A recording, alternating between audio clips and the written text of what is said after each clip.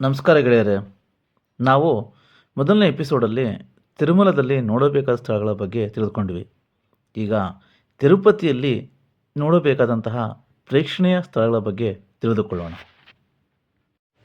ತಿರುಪತಿಯಲ್ಲಿ ನೋಡಬೇಕಾದ ಸ್ಥಳಗಳು: ಮೊದಲನೇದಾಗಿ ಅಲಮೇಲು ಮಂಗಾಪುರ, ಎರಡನೇದಾಗಿ ಗೋವಿಂದರಾಜಪಟ್ಟಣ, ಮೂರನೇದಾಗಿ ಕೋದಂಡರಾಮ ಮಂದಿರ, ನಾಲ್ಕನೇದು ಕಪಿಲತೀರ್ಥ, ಐದನೇದು ಇಸ್ಕಾನ್, ಆರನೇದು ತಲಕೋಣ ಜಲಪಾತ,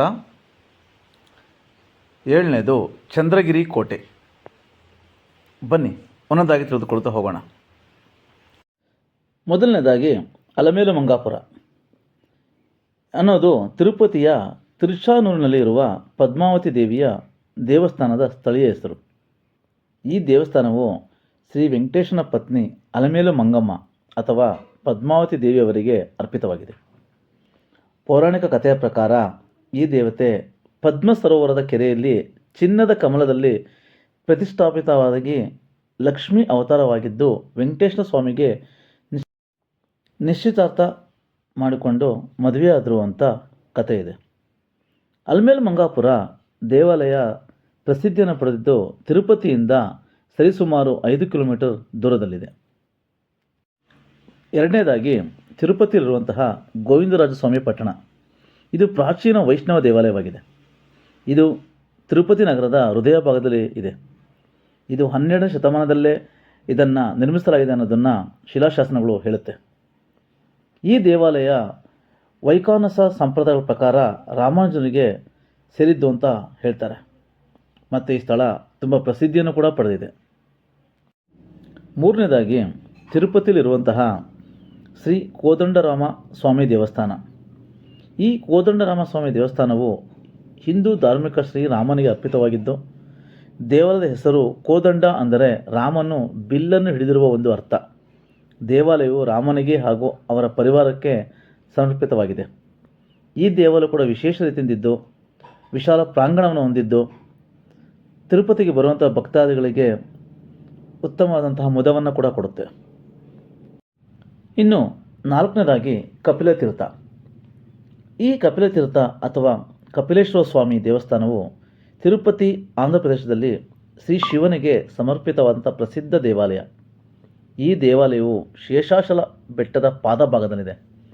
ತಂಪಾದ ಕಪಿಲ ತೀರ್ಥ ಜಲಾಶಯವು ಈ ದೇವಾಲಯದ ಸಮೀಪದಲ್ಲಿದ್ದು ಅರ್ಚಕರು ಮತ್ತು ಭಕ್ತರು ಪಾಪ ಮುಕ್ತಿಗಾಗಿ ಮತ್ತು ಆರೋಗ್ಯಕ್ಕಾಗಿ ಇದರಲ್ಲಿ ಸ್ನಾನ ಮಾಡುವುದಾಗಿ ನಂಬಲಾಗಿದೆ. ಈ ದೇವಾಲಯದ ಇತಿಹಾಸ 10ನೇ ಶತಮಾನದಿಂದ 11ನೇ ಶತಮಾನದವರೆಗೆ ಬಂದು ಚೋಳರಾಜ ರಾಜೇಂದ್ರನ್ ಬ್ರಹ್ಮರಾಯನು ಇದನ್ನು ನಿರ್ಮಿಸಿದನು ಅಂತ ಹೇಳ್ತಾರೆ. ಪುರಾಣ ಕಥೆಯ ಪ್ರಕಾರ ಮಹರ್ಷಿ ಕಪಿಲನು ಈ ಸ್ಥಳದಲ್ಲಿ ಶಿವಲಿಂಗವನ್ನು ಸ್ಥಾಪಿಸಿದ್ದು ಶಿವನು ಮತ್ತು ಪಾರ್ವತಿ ದೇವಿಯರು ಭಕ್ತಜನರಿಗೆ ಸಮರ್ಪಣೆ ನೀಡಿದ್ದಾರೆ. ಐದನೇದಾಗಿ ಇಸ್ಕಾನ್ ತಿರುಪತಿ. ಈ ದೇವಸ್ಥಾನವು ಶ್ರೀಕೃಷ್ಣನಿಗೆ ಸಮರ್ಪಿತವಾದಂತಹ ಸಂತ ಸಂತೋಷ ಸ್ಥಳವಾಗಿದೆ. ಈ ದೇವಸ್ಥಾನವನ್ನು ಹಲವಾರು ಭಕ್ತರು ಹರೇ ರಾಮ ಹರೇ ಕೃಷ್ಣ ದೇವಾಲಯ ಅಂತ ಕೂಡ ಕರೀತಾರೆ. ಇದು ತಿರುಪತಿಯ ರಾಮಚಂದ್ರ ನಗರದಲ್ಲಿ ಹರೇ ರಾಮ ಹರೇ ಕೃಷ್ಣ ರಸ್ತೆಯಲ್ಲಿದೆ. ಇನ್ನು ಆರನೇದಾಗಿ ತಲಕೋಣ ಜಲಪಾತ. ಇದು ಆಂಧ್ರ ಪ್ರದೇಶದ ತಿರುಪತಿಯ ಹತ್ತಿರ ಶ್ರೀ ವೆಂಕಟೇಶ್ವರ ರಾಷ್ಟ್ರೀಯ ಉದ್ಯಾನವನದಲ್ಲಿರುವ ಅತ್ಯಂತ ಆಕರ್ಷಕ ನೈಸರ್ಗಿಕ ತಾಣವಾಗಿದೆ. ಇದು ಸುಮಾರು 270 ಅಡಿ 82 ಮೀಟರ್ ಎತ್ತರದಿಂದ ಬೀಳುವ ರಾಜ್ಯದ ಅತಿ ಎತ್ತರ ಜಲಪಾತವಾಗಿದ್ದು ಅದ್ಭುತವಾದ ಹಸಿರು ಅರಣ್ಯ ಪ್ರದೇಶದಿಂದ ಸುತ್ತುವರೆದಿದೆ. ಈ ಗ್ರಾಮವು ತಿರುಪತಿ ಜಿಲ್ಲೆಯ ಯರ್ರವರಿಪಾಳ್ಯಂ ಮಂಡಳದ ನೇರುಬೈಲೆ ಹಳ್ಳಿಯ ಸಮೀಪದಲ್ಲಿದೆ. ತಿರುಪತಿಯಿಂದ ಸುಮಾರು 58ರಿಂದ 61 ಕಿಲೋಮೀಟರ್ ದೂರದಲ್ಲಿದೆ.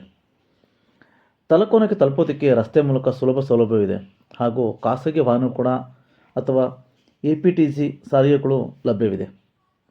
ಜಲಪಾತದ ನೀರು ಔಷಧೀಯ ಸಸ್ಯಗಳಿಂದ ಹರಿಯುವುದರಿಂದ ಔಷಧೀಯ ಗುಣಗಳನ್ನು ಹೊಂದಿದೆ ಅಂತ ಜನ ನಂಬ್ತಾರೆ.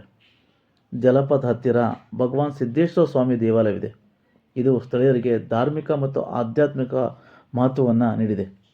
ಮತ್ತು ಇಲ್ಲಿ ಟ್ರೆಕ್ಕಿಂಗ್ ಪ್ರಿಯರಿಗೆ ಸುಲಭ ಮಾರ್ಗಗಳು, ಕಲ್ಲಿನ ಮಾರ್ಗಗಳಲ್ಲಿ ಹೋಗೋದಕ್ಕೆ ಒಂಥರ ವಿಚಿತ್ರವಾದ ಅನುಭವವನ್ನು ಕೊಡುತ್ತೆ. ಏಳನೇದಾಗಿ ಚಂದ್ರಗಿರಿ ಕೋಟೆ.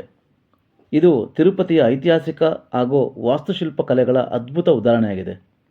ಇದು ಆಂಧ್ರ ಪ್ರದೇಶದ ತಿರುಪತಿ ಜಿಲ್ಲೆಯ ಚಂದ್ರಗಿರಿ ಅನ್ನೋ ಸ್ಥಳದಲ್ಲಿ ನೆಲೆಗೊಂಡಿದೆ. ಈ ಇತಿಹಾಸ ಚಂದ್ರಗಿರಿ ಕೋಟೆಯನ್ನು ಕ್ರಿಸ್ತಶಕ 1000ರಲ್ಲಿಯೇ ಯಾದವರಾಯ ರಾಜನಾದ ಇಮ್ಮಾಡಿ ನರಸಿಂಹ ಯಾದವರಾಯರು ನಿರ್ಮಿಸಿದ್ದಾರೆ ಅಂತ ಹೇಳ್ತಾರೆ. ನಂತರ 14ನೇ ಶತಮಾನದಲ್ಲಿ ವಿಜಯನಗರ ಸಾಮ್ರಾಜ್ಯವು ಈ ಕೋಟೆಯನ್ನು ವಶಪಡಿಸಿಕೊಳ್ಳುತ್ತೆ. ವಿಜಯನಗರದ ಸಾಮ್ರಾಟ ಶ್ರೀ ಕೃಷ್ಣದೇವರಾಯರು ತಮ್ಮ ರಾಜ್ಯಾಭಿಷೇಕಕ್ಕೂ ಮುನ್ನ ಕೆಲಕಾಲ ಇಲ್ಲಿ ವಾಸವಿದ್ದು ಈ ಸ್ಥಳದಿಂದಲೇ ಅವರ ಜೀವನದ ಹಲವು ಪ್ರಮುಖ ಘಟನೆಗಳು ನಡೆದಿದೆ ಅಂತ ನಂಬಲಾಗುತ್ತೆ. ಕೋಟೆಯು ವಿಜಯನಗರ ಸಾಮ್ರಾಜ್ಯದ 4ನೇ ರಾಜಧಾನಿಯಾಗಿ ಸೇವೆ ಸಲ್ಲಿಸಿರುತ್ತೆ. 1565ರ ತಾಳಿಕೋಟೆ ಸಮರದ ನಂತರ ಹಂಪಿಯಿಂದ ರಾಜಧಾನಿಯನ್ನು ಇಲ್ಲಿಗೆ ಸ್ಥಳಾಂತರಿಸಲಾಗುತ್ತೆ. ಕೋಟೆ ನಿರ್ಮಾಣ ಮತ್ತು ವಾಸ್ತುಶಿಲ್ಪ ಚಂದ್ರಗಿರಿ ಕೋಟೆಯ ಸುಮಾರು 25 ಎಕರೆ ಜಾಗದಲ್ಲಿ ಆವರಿಸಿಕೊಂಡಿದೆ. ತಲಕೋಟೆ ಮತ್ತು ಮೇಲುಕೋಟೆ ಅಂತ ವಿಭಜಿಸಲಾಗಿದೆ, ಅಥವಾ ರಾಜಮಹಲ್ ಅಥವಾ ರಾಣಿ ಮಹಲ್ ಅಂತ ಕರೆಯಲಾಗುತ್ತದೆ. ಈ ರಾಜಮಹಲನ್ನು 1989ರಲ್ಲಿ ಪುರಾತತ್ವ ಸಂಗ್ರಹಾಲಯವು ಅನ್ನಾಗಿ ಪರಿವರ್ತಿಸಲಾಗಿದೆ. ಇಲ್ಲಿ ವಿಜಯನಗರ ಕಾಲದ ನಾಣ್ಯಗಳು, ಆಯುಧಗಳು, ಶಿಲ್ಪಗಳು ಮತ್ತು ಶಾಸನಗಳು ಸಂಗ್ರಹವನ್ನು ನಾವು ನೋಡಬಹುದು. ಇಲ್ಲಿ ಇನ್ನೊಂದು ವಿಶೇಷತೆ ಏನಂತಂದರೆ, ಸಂಜೆ ಹೊತ್ತು ಈ ಚಂದ್ರಗಿರಿ ಕೋಟೆಯ ಮೇಲೆ ಬೆಳಕು ಧ್ವನಿ ಪ್ರದರ್ಶನವನ್ನು ನೀಡಲಾಗುತ್ತೆ. ಅಂದರೆ ಸೌಂಡ್ ಆ್ಯಂಡ್ ಲೈಟ್ ಶೋನ ಏರ್ಪಡಿಸಿರ್ತಾರೆ. ಅದನ್ನು ನೋಡಿ ನಮ್ಮ ಕಣ್ಣು ತುಂಬಿಸ್ಕೋಬೋದು ಮತ್ತು ನಮ್ಮ ಇತಿಹಾಸನ ಕೂಡ ಅದರಲ್ಲಿ ಪರಿಚಯಿಸುವಂತಹ ಒಂದು ಸಣ್ಣ ಪ್ರಯತ್ನವನ್ನು ಮಾಡಲಾಗಿದೆ. ತಿಳ್ಕೊಂಡ್ರಲ್ಲ ಸ್ನೇಹಿತರೆ, ನೀವು ತಿರುಪತಿಯಲ್ಲಿ ನೋಡಬೇಕಾದಂತಹ ಸ್ಥಳಗಳ ವಿವರಗಳನ್ನು. ನಿಮಗೆ ತಿರುಮಲದ ಬಗ್ಗೆ ತಿಳಿದುಕೊಳ್ಬೇಕು ಅಂತಂದರೆ ನಮ್ಮ ಹಿಂದಿನ ವಿಡಿಯೋ ಎಪಿಸೋಡ್ 1ನಲ್ಲಿ ಕೂಡ ಹೋಗಿ ನೀವು ನೋಡಬಹುದು. ಹಾಗೂ ಲಿಂಕನ್ನು ಡಿಸ್ಕ್ರಿಪ್ಷನಲ್ಲಿ ನೋಡಬಹುದು. ಹಾಗೂ ಲೈಕ್, ಶೇರ್, ಸಬ್ಸ್ಕ್ರೈಬ್, ಕಮೆಂಟ್ ಮಾಡೋದನ್ನು ಮರಿಬೇಡಿ.